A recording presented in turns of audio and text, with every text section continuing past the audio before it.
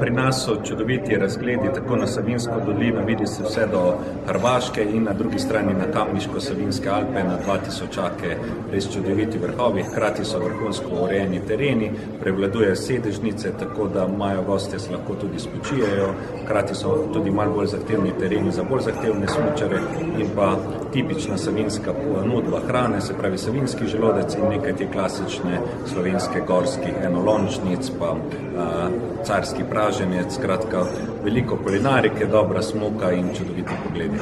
Se je pa center tudi kar posodobil infrastrukturno? Tako je, predvsem v zadnje čase smo vlagali v hotel in apartmaje. Imamo čudoviti vrhunski 4-zvezdični hotel z wellnessom in bazenom.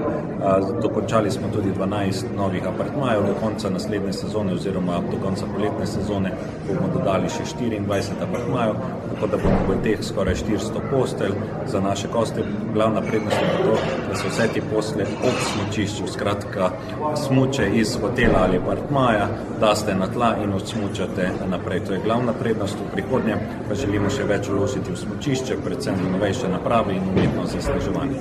Torej povabilo na bo te vsekakor veliko. Tako je, vabimo vas tako med našimi počitnicami kot med počitnicami v drugih regijah, ko za en dan kot v naše nastanitvene kapacitete in tudi poleti.